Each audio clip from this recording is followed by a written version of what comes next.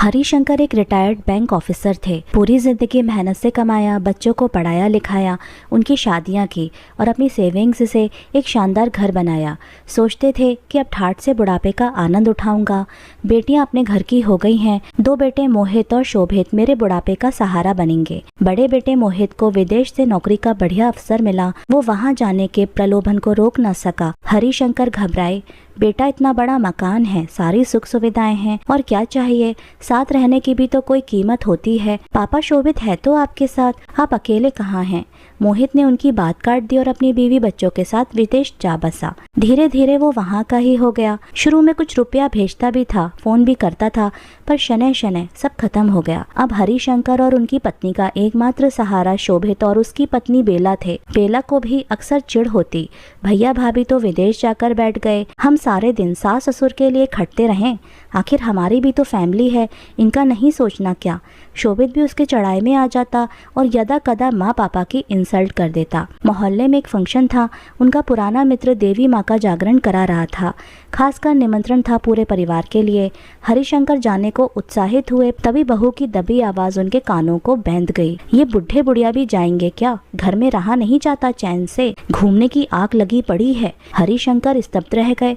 दिल में आया कि उसे 2 बातें सुनाकर आए अभी। बताएं कि जिस राजमहल में पैर पसार कर सोती है वो उनकी मेहनत की कमाई से बना है और उनके लिए ही जुबान चला रही है। पर तभी उनकी पत्नी सुनैना ने उन्हें रोक दिया। क्यों मन खराब करते हो जी? हमें जाना है तो जाना है। ये कौन होती है कुछ बोलने वाली? कहना है तो मुंह पर कहकर दिखाए, पीठ पीछे कोई कुछ भी बके, हमें परवाह नहीं है। हरिशंकर की आंखें गीली हो गईं।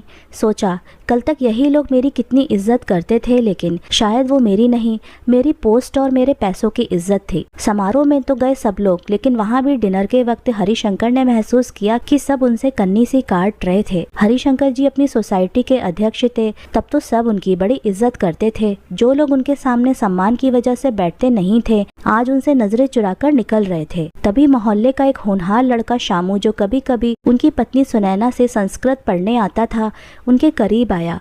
दोनों के पांव छूकर बोला, प्रणाम आंटी अंकल जी, आप उदास क्यों बैठे हैं? सुनैना ने हंसकर पूछा, और तेरे एग्जाम अच्छे गए? प्रथम श्रेणी से पास हुआ हूँ मैं आंटी जी, आज ही परिणाम आया है, कल आपके पास आने वाला था। अच्छा है आप यहीं मिल गईं। दोनों ने उसे आशीर्वाद दिया, खूब आगे जाओ। शामू बोला, एक बात बताइए अंकल जी, क्या जिंदगी में पैसे के अलावा किसी दूसरी चीज की बिल्कुल इज्जत नहीं? देख रहा हूँ कि आपके अपने बहू बेटे आपको उपेक्षित कर रहे हैं। हरिशंकर बोले, बेटा एक बात हमेशा याद रखना, रिश्ते बनते जरूर खून से हैं, लेकिन चलते आपके बैंक बैलेंस और रुतबे से हैं। लेकिन जो इज्जत पैसों से खरीदी जाती है वो स्थायी नहीं होती।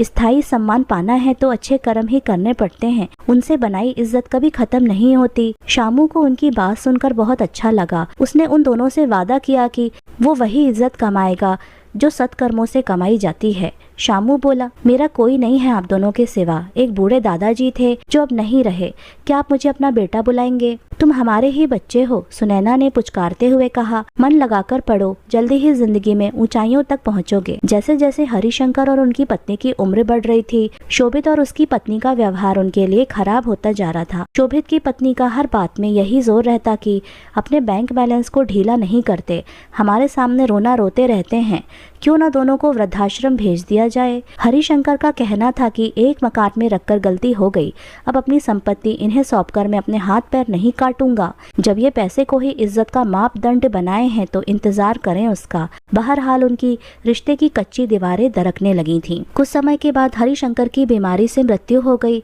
उनकी वसीयत में उनकी संपत्ति का बड़ा हिस्सा उनकी पत्नी का था, जिसके बाद वो शाम को मिलना था, और बाकी उन्होंने एक वृद्धाश्रम को डोनेट किया था जो उनके जैसे बूढ़ों को संरक्षित करना था। दोस्तों, जो रिश्ते पैसों की बुनियाद पर बनते हैं वो खोखले होते हैं।